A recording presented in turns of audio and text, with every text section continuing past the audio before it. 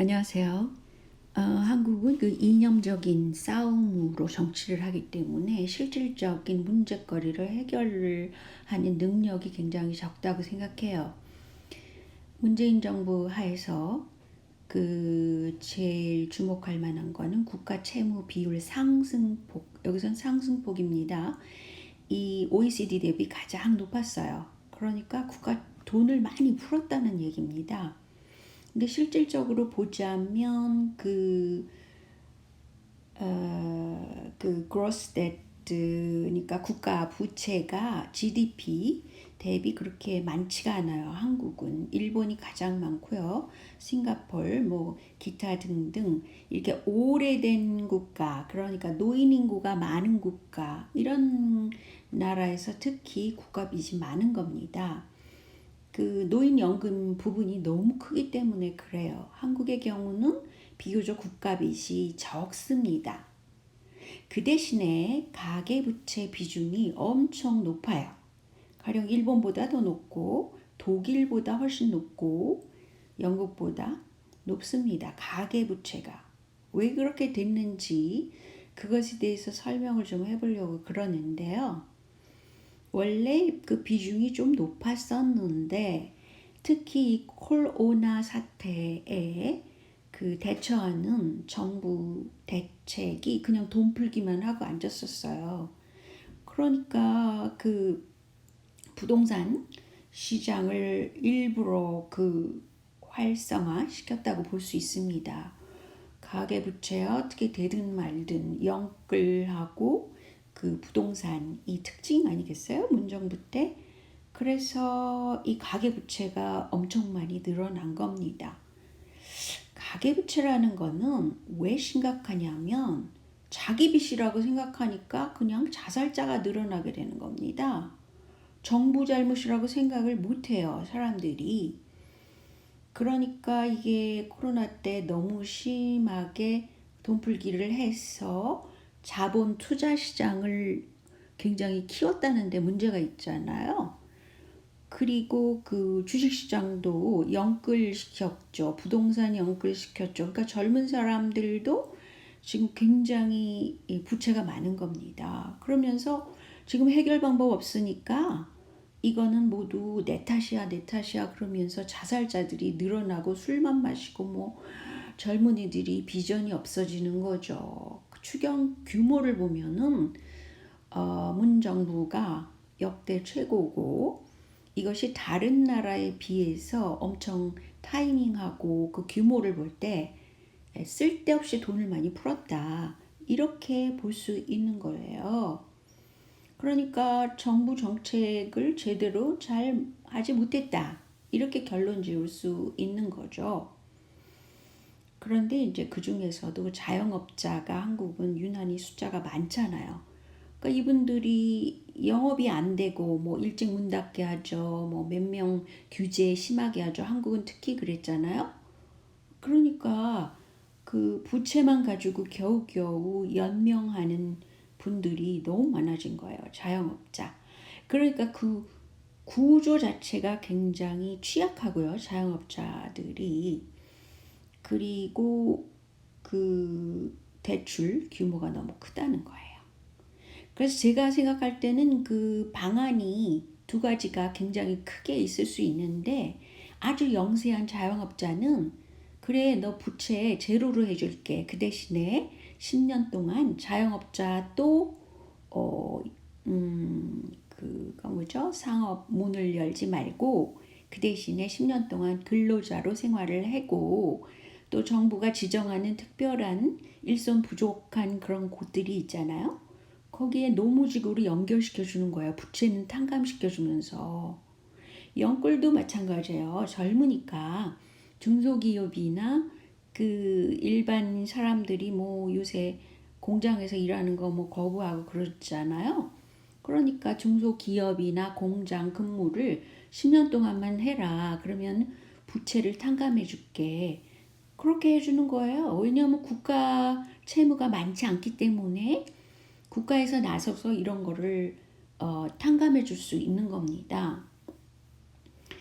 그래서 그 사채를 쓰는 사람이 적어지도록 그렇게 해야 되겠죠. 그리고 일자리가 부족한 곳에 연결이 안 되잖아요. 지금 한국은 그 문제도 해결할 수 있고, 아무튼 이게 굉장히 평범한 사람이 생각할 수 있는 대책이라고 생각합니다. 그 조국의 딸 조민양의 경우는 굉장히 떠들썩한데, 사실은 정유라 양의 경우는 완전히 무죄잖아요. 이 학생은. 그럼에도 불구하고 굉장히 속전속결로 중졸로 만들어버렸습니다. 그래놓고 지금에 와서 주민의 경우는 조국이 비호해주고 문재인 정부니까 시간 끌리 해주고 기타 등등. 그랬기 때문에 지금에 와서 지금 잘못된 그런 입학 사례가 돼가지고 도루묵이 된 거죠. 근데 뭐 이런 걸 가지고 똑같이 취급을 하는 게 낫죠. 이 비교를 정유라랑 해야지 왜 다른 사람들하고 합니까? 그런데 말이에요. 한국은 그 신부님이 굉장히 많이 정치에 관여를 하세요. 그런데 또 그걸 갖다가 언론에서 막 그대로 쓰고 있어요. 그러면서 조민양의 입학 취소에 대해서 김인국 신부가 뭐라 그랬냐면요. 사는 게 구차하지 않나. 그러면은 혼자 돌아가시든지 말든지 하세요. 아니 그걸 신문기사에 돼가지고 사람들로 하여금 아휴 진짜 못 살겠다 꾀꼬리 뭐 자살이나 하자 이런 그 부정적인 생각을 하게 합니까? 신부님이 젊은 분이던데 이분이. 그래서 제 생각에는 이 합리적인 사고가 굉장히 이루어질 수 없는 그런 식으로 언론, 정치, 또 신부님들 이런 분들이 만들어가는 것 같아요. 그래서 고민정 씨가 이 휠체어 쇼를 했을 때 보니까 이 발란시아가 저도 몰랐는데 이게 유명 브랜드 슬리퍼라고 그럽니다. 무려 가격이 100만 원짜리랍니다. 그 한국의 그 문재인 정부 아래에서 일어난 운동권 사람들의 모습을 적나라하게 보여주고 있죠. 자기들은 사치하는 거 아무렇지도 않으면서 쓸데없이 이렇게 쇼 부리는 거죠. 사실은 그 지하철 엘리베이터도 현재 94%가 설치돼 있고 나머지 6%에 대해서는 이게 사유지를 뚫고 해야 되기 때문에 이건 설치할 수 없어. 이런 곳이랍니다. 이런 면에 대해서는 한 번도 얘기하지 않잖아요. 한국에서는. 그래 놓고 좌우 간에 또 종교 간에 뭐 싸움박질 하러 정치하십니까? 기가 막혀서 좀 말이 안 나와요.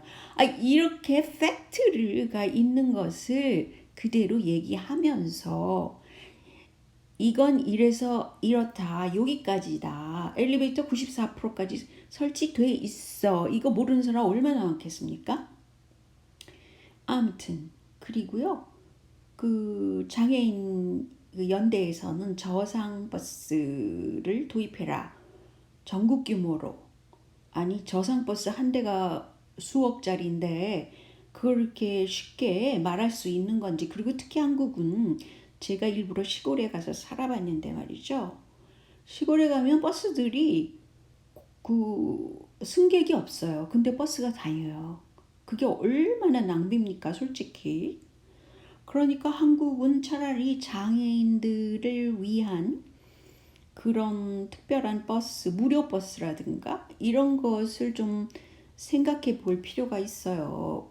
그런데 물론 저상버스를 하면 뭐 임신부라든가 노인들 이런 분들이 탈 수 있어서 효과라 그러지만 일단 한국의 경우는 농촌 인구가 적어서 문제잖아요. 그리고 자가용 있는 사람들도 많고 사실 장애인 노인들은 그 자기 집주위에 그냥 왔다 갔다 하는 거지 뭐 특별히 어디를 간다는 거는 그 그룹 지어서 가는 그 특별활동 노인회 뭐 이런 데서 하잖아요. 그런 거에 참여하시면 되지.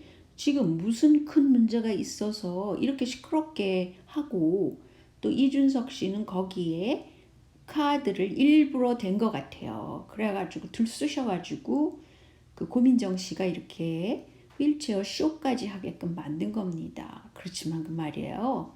100만 원짜리 운동화를 신고 이렇게 쇼하는 거 좀 창피하지 않나요?